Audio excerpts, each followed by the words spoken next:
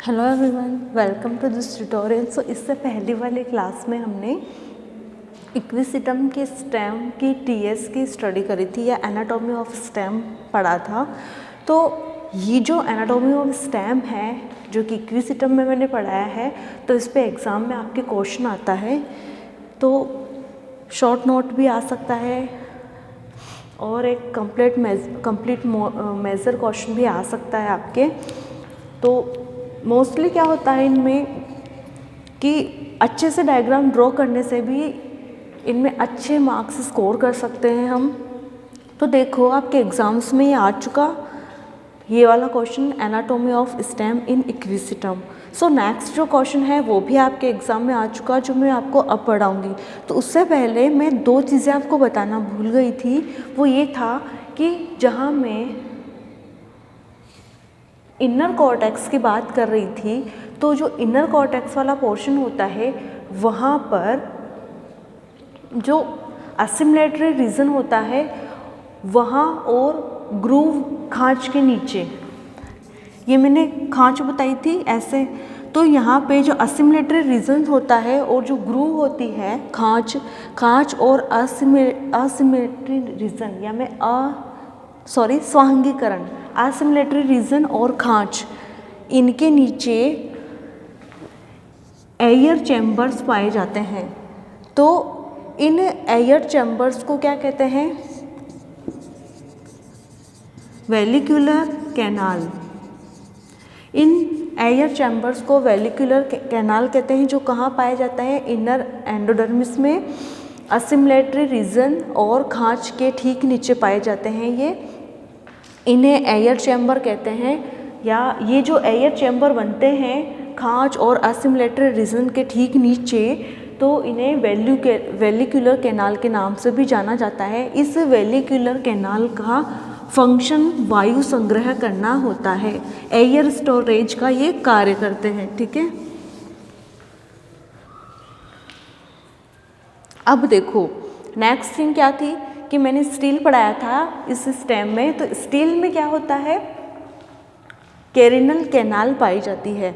तो इसमें जाइलम व फ्लोएम के ठीक नीचे कैरिनल कैनाल पाई जाती है, जो भी स्टोरेज का कार्य करती है। ठीक है, ये चीज़ें आप ध्यान रखना कि जो स्टील वाला पोर्शन होता है इक्विसिटम के स्टेम में, उसमें जाइलम व फ्लोएम के ठीक नीचे कैरिनल कैनाल पाई जाती है, और जो इनर कॉर्टेक्स वाला पोर्शन होता है जिसमें खांच और असिमिलेटरी रीजन के नीचे वेलिक्यूलर कैनाल पाई जाती है, जिसका फंक्शन क्या होता है? एयर स्टोरेज का, वायु संग्रह करने का। अब नेक्स्ट हम शुरू करते हैं। ये क्वेश्चन भी आपके एग्जाम में आ चुका।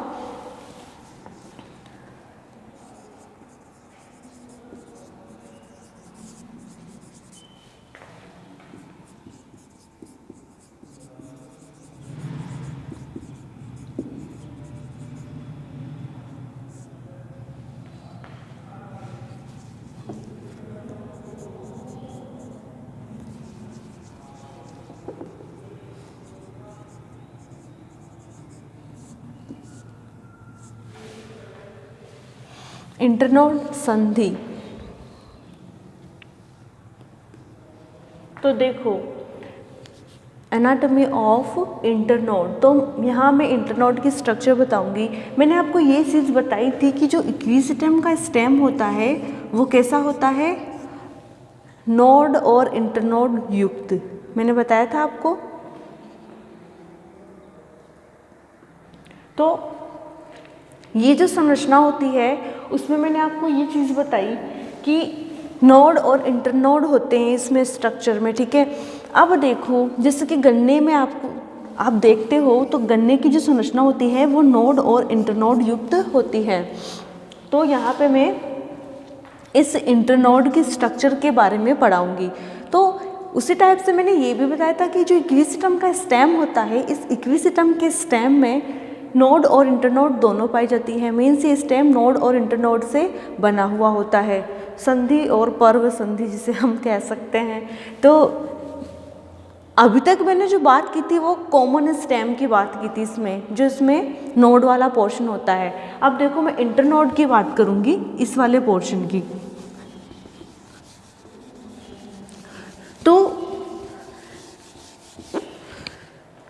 इक्विसिटम का जो स्टेम होता है उस स्टेम में जो इंटरनोड की स्ट्रक्चर होती है वो नोड से थोड़ी डिफरेंट पाई जाती है। तो नोड वाला पोर्शन क्या हो गया जो वो मैंने पहले पढ़ा दिया। इंटरनोड क्या होगा, जैसे कि मैंने गन्ना में बताया आपको, तो इसका स्टेम भी कुछ ऐसा ही होता है। तो ये हो गया नोड और ये हो गया इंटरनोड, दो नोड को जोड़ने वाली संरचना इंटरनोड।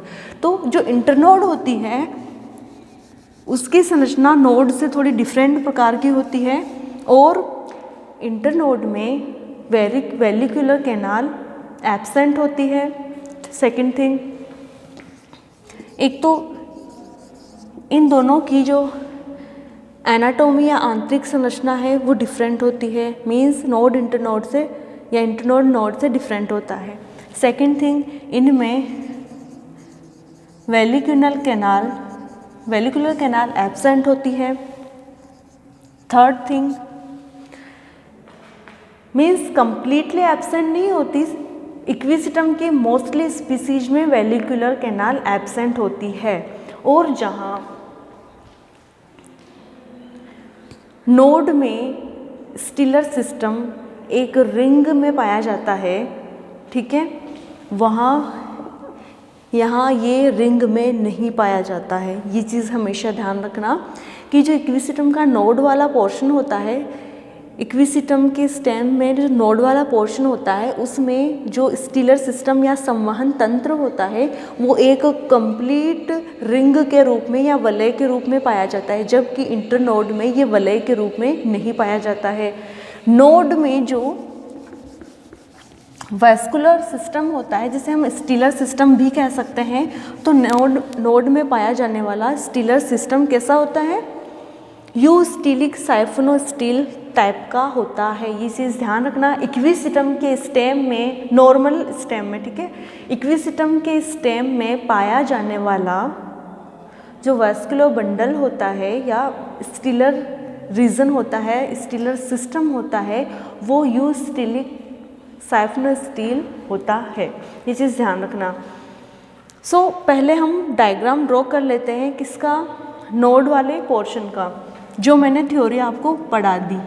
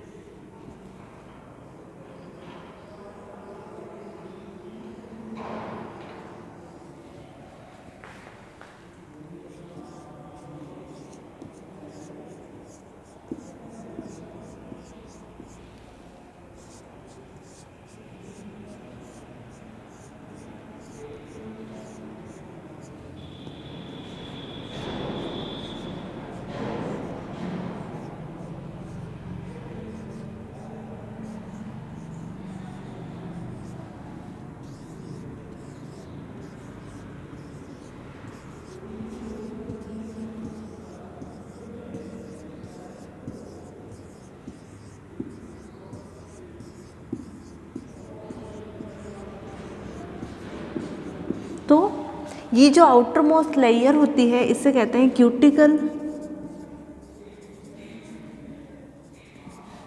ये होती है एपिडर्मिस, ये होता है स्टोमेटा, ये स्क्लेरन काइमेटस या दर्दोत्तकों से मिलकर बना हुआ रीजन होता है, मीन्स ये हो गया कोर्टेक्स का मैकेनिकल रीजन। अब इसके नीचे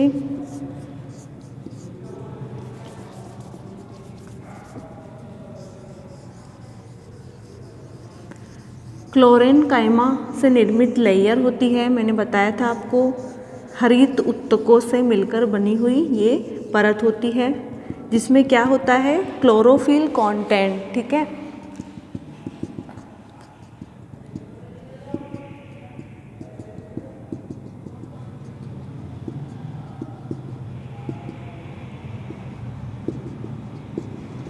इसके कारण इसे एसिमिलेटरी रीजन कहते हैं, क्योंकि ये हरित ऊतकों से मिलकर बनी संरचना होती है। इट मीन्स इनमें क्लोरोफिल कंटेंट पाया जाएगा और ये फोटोसिंथेसिस का कार्य करते हैं।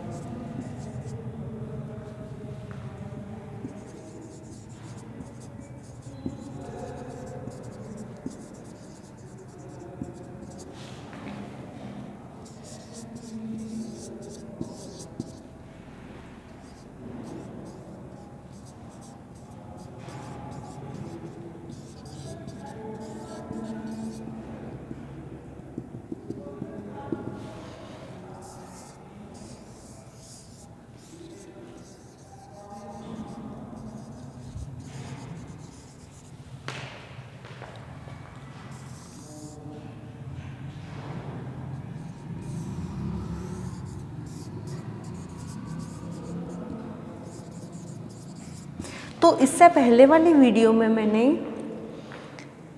इक्विसिटम के स्टेम को पढ़ाया था। स्टेम मीन्स उसके नोड वाले पोर्शन को बताया था। तो उसमें ये डिफरेंट जोन्स होते हैं। वो कौन कौन से होते हैं देखो। सबसे अपर मोस्ट होता है क्यूटिकल, जो क्यूटीन के जमाव के कारण बनता है। तो स्टेम का सबसे बाह्य आवरण या आउटर मोस्ट लेयर कौन सी हो गई? क्यूटिकल। क्यूटिकल के ठीक नीचे डोलकाकार कोशिकाओं से मिलकर बनी हुई एक परती है एपिडर्मिस पाई जाती है। ये वाला पोर्शन एपिडर्मिस। तो जो एपिडर्मिस होती है उस पे एपिस्टोमेटल चैम्बर में धसे हुए स्टोमेटा पाए जाते हैं। तो ये एपिस्टोमेटल पोर्शन होता है ये वाला, ठीक है। ये एपिस्टोमेटल चैम्बर होता है, इसमें स्टोमेटा धसे हुए पाए जाते हैं। फिर देखो इसके ठीक नीचे मैंने बताया था कॉर्टेक्स। एपिडर्मिस के ठीक नीचे कॉर्टेक्स होता है। कॉर्टेक्स दो भागों से मिलकर बनी हुई संरचना होती है, इनर कॉर्टेक्स, आउटर कॉर्टेक्स। तो आउटर कॉर्टेक्स मैकेनिकल रीजन और एसिमिलेटरी रीजन से मिलकर बनी हुई संरचना होती है। तो आप देख सकते हो कि स्क्लेरेनकाइमेटस या दर्दोतक ऊतकों से मिलकर बनी हुई स्क्लेरेनकाइमेटस टिश्यूज से मिलकर बना हुआ ये रीजन है। फिर इसके ठीक नीचे एसिमिलेटरी रीजन्स पाए जाते हैं, जो कोलेनकाइमा या हरित ऊतकों से मिलकर बनी हुई संरचना होती है। ये ऐसे होती है, ठीक है। और इनमें ये जो डॉटेड फॉर्म में मैं शो कर रही हूँ, ये है इसमें क्लोरोफिल कंटेंट, जिसके कारण ये फोटोसिंथेसिस में हेल्प करता है। और ये जो मैकेनिकल रीजन होता है, ये इसको स्ट्रेंथ या यांत्रिक आधार प्रदान करने का कार्य करता है। फिर इस रीजन के ठीक नीचे पेरेन्काइमेटस टिश्यूज से मिलकर बनी हुई इनर कॉर्टेक्स होती है। फिर उसके नीचे एंडोडर्मिस पाई जाती है। इन एंडोडर्मिस होती है वो भी यूनिलेयर्ड होती है और बैरल शेप्ड सेल्स से मिलकर बनी हुई संरचना होती है। इन पे स्थूलन पाया जाता है और इन स्थूलन या इन पट्टियों को कैस्पेरियन बैंड्स कहते हैं, ठीक है। फिर उसके ठीक नीचे जो इनर कॉर्टेक्स वाला जो भाग होता है, तो मैंने आपको ये चीज़ बताई थी कि इनर कॉर्टेक्स वाले भाग में वेलिकुलर कैनाल पाई जाती है। ये मैंने ये देखो, ये जो पोर्शन है ये है इनर कॉर्टेक्स वाला भाग। और मैंने बताया था कि जो इनर कॉर्टेक्स होता है, उस इनर कॉर्टेक्स में खांच के नीचे व एसिमिलेटरी रीजन के ठीक पास में, मीन्स अगर यहाँ पे खांच है तो यहाँ पे ये टिश्यूज नहीं होंगे, ठीक है। तो यहाँ पे क्या होगा कि ये जो यहाँ पे एयर स्पेस या एयर का संग्रह करने वाले टिश्यूज पाए जाएंगे, एयर चैम्बर्स पाए जाएंगे, जिन्हें वेरिकुलर कैनाल कहते हैं। और फिर इनके ठीक नीचे पेरिसाइकिल से घिरे हुए जाइलम और फ्लोएम पाए जाते हैं, जो मैंने बता दिया था कॉन्जुएंट, कोलेटरल और एंडार्च टाइप के होते हैं। फिर उनके इस स्टीलर रीजन के ठीक नीचे कैरिनल कैनाल पाई जाती है। तो इस तरह आपकी ये पूरी कंप्लीट स्ट्रक्चर जो मैंने थ्योरी में कवर करवाई थी वो मैंने आपको बता दिया।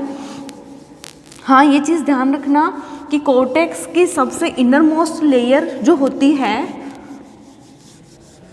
वो एंडोडर्मिस होती है और उस पे कैस्पेरियन बैंड्स या स्ट्रिप्स पाई जाती हैं।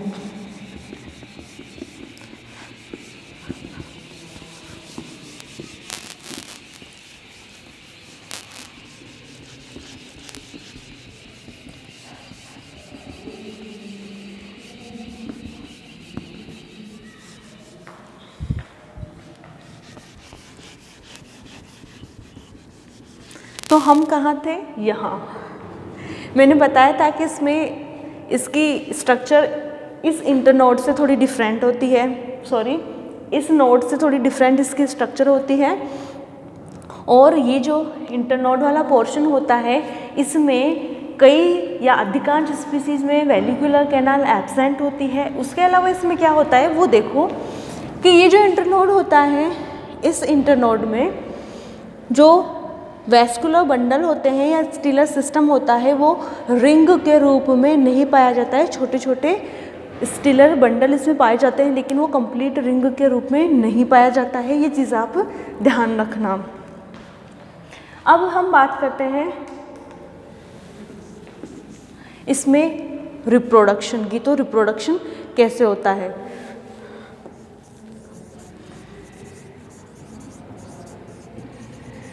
तो इसमें रिप्रोडक्शन दो प्रकार से होता है, वेजिटेटिव रिप्रोडक्शन और बाय स्पोर्स।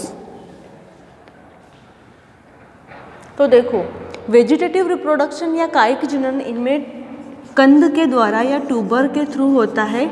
तो वही मैंने बताया कि इसकी जो रूट्स होती है वो क्या करेगी, अंडरग्राउंड पार्ट जो होते हैं इसके वो धीरे धीरे संचय या स्टोरेज का कार्य शुरू कर देंगे और फूल कर एक ट्यूबर लाइक स्ट्रक्चर बना लेंगे, जो फेवरेबल कंडीशन में या जब रिप्रोडक्शन स्पोर्स के द्वारा नहीं होता है उस कंडीशन में ये क्या करेंगे, ये यहाँ से अलग हो जाएंगे, अपने मदर प्लांट से अलग हो जाएंगे, पेरेंट प्लांट से अलग हो जाएंगे और अलग होके जर्मिनेट करेंगे और एक नए इक्विसिटम प्लांट का फॉर्मेशन कर लेते हैं। तो इस तरह इसमें वेजिटेटिव रिप्रोडक्शन होता है।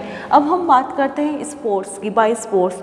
तो रिप्रोडक्शन में अगर हम स्पोर्स की बात कर रहे हैं कि जैसे कि सिलेजिनेला में भी स्पोर्स के थ्रू रिप्रोडक्शन हो रहा था, तो इसमें भी स्पोर्स के थ्रू रिप्रोडक्शन हो रहा है। तो ये देखो आप,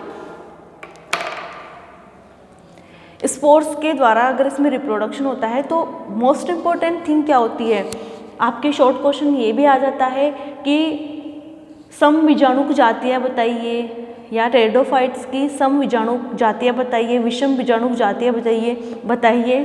तो सम बीजाणुक मीन्स होमोस्पोरस और विषम बीजाणु मीन्स हेट्रोस्पोरस। तो आपके ये शॉर्ट क्वेश्चन भी आ जाता है एमएससी एंट्रेंस में भी और आपके एनुअल एग्जाम्स में भी कि टेरिडोफाइट्स की होमोस्पोरस और हेट्रोस्पोरस स्पीसीज को बताइए। तो कैसे भी ये क्वेश्चन पूछ सकता है।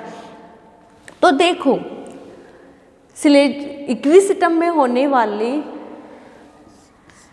स्पोर्स के द्वारा रिप्रोडक्शन होमोस्पोरस होता है। तो इक्विसिटम होमोस्पोरस होता है, मीन्स इसमें एक ही प्रकार के स्पोर्स का फॉर्मेशन देखा जा सकता है। और ये जो स्पोर्स होते हैं ये स्पोर्स स्पोरेंजिया में बनते हैं। ठीक है, ये चीज़ ध्यान रखना। तो इक्विसिटम होमोस्पोरस होता है और ये स्पोर्स स्पोरेंजिया में बनते हैं और ये संख्या में और संरचना में एक समान स्पोर्स होते हैं। ये जो स्पोर्स होते हैं ये स्पोरेंजिया में बनते हैं और स्पोरेंजिया स्पोरेंजियोफोर्स पे लगी हुई होती है, बीजाणुधानी धर स्पोरेंजियोफोर्स पे लगी हुई होती है। तो जो इनमें स्ट्रोबिलस नहीं पाया जाता है, इनमें जो बीजाणु युक्त संरचना होती है जिसमें कई सारी स्पोरेंजिया लगी हुई होती है, इसमें वहाँ कोन बोलते हैं, शंकु। सिलेजिनेला में स्ट्रोबिलस और इसमें कोन, ठीक है। तो इसमें कई सारी स्पोरेंजिया कई सारी स्पोरेंजिया मिलके कोन का या शंकु का निर्माण करती है, जिसमें कई सारी स्पोरेंजिया स्पोरेंजियोफोर्स पे लगी हुई होती है। तो अब देखो, ये जो शंकु होता है, इस शंकु के मेन या इस शंकु के मुख्य केंद्रीय अक्ष पर टी शेप में स्पोरेंजिया लगी हुई होती है। मैं इसको ड्रॉ करके समझाती हूँ।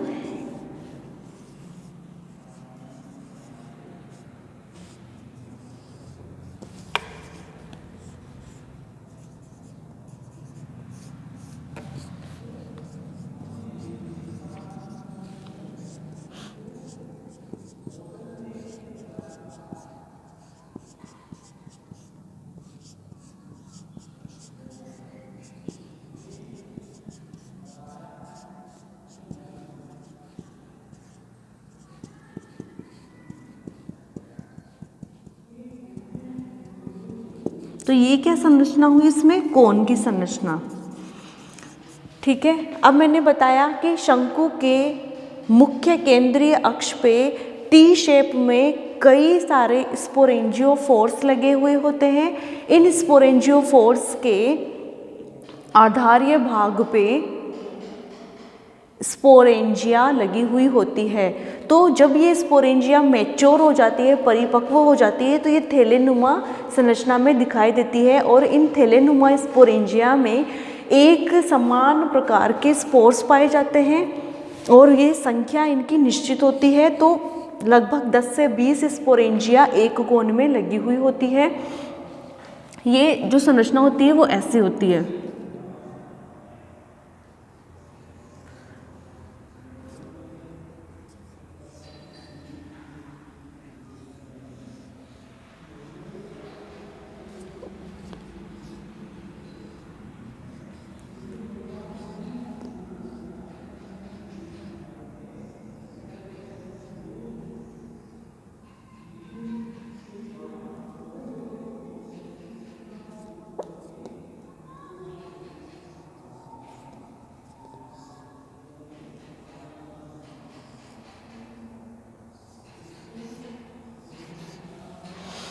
तो आप देख रहे हो कि ये जो टी शेप में है, ये है इसका मुख्य अक्ष, इसे कहेंगे हम सेंट्रल एक्सिस।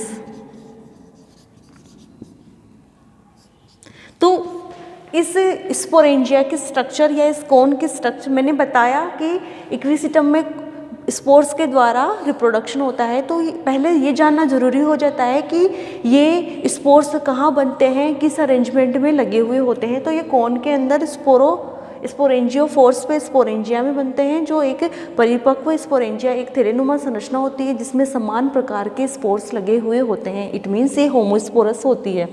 और ये जो इनकी स्पोरेंजियोफोर होता है, ये टी शेप में होता है, ठीक है।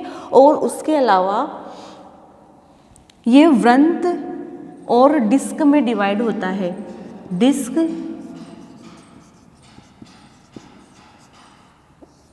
छत्ताकार प्लेट और वृंत में, स्टॉक में डिवाइड होता है, ठीक है। तो ये आप संरचना देख रहे हो, तो ये वाली संरचना होगी इसका स्टॉक, और ये जो संरचना होगी इसकी टी शेप्ड, तो वो होगी डिस्क शेप।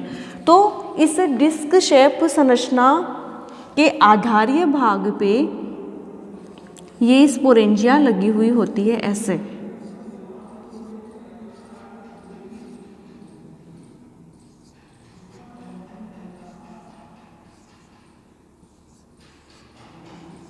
तो ये जो गोल स्ट्रक्चर में ड्रॉ कर रही हूँ, ये डॉटेड फॉर्म में, ये इनमें स्पोर्स हैं, और ये गोल गोल जो स्ट्रक्चर है थैलेनुमा, इन्हें मैं कह रही हूँ स्पोरेंजिया।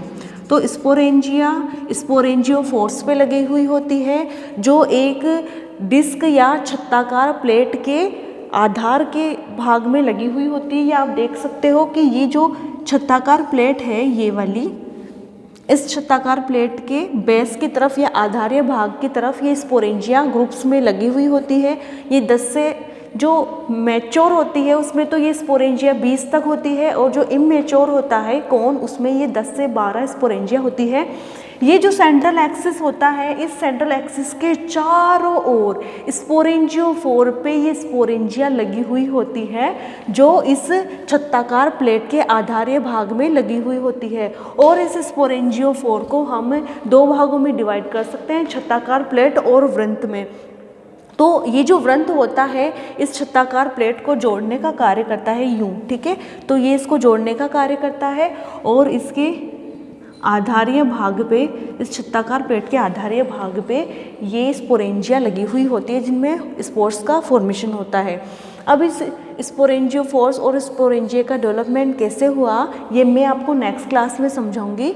अभी के लिए इतना ही। Thank you.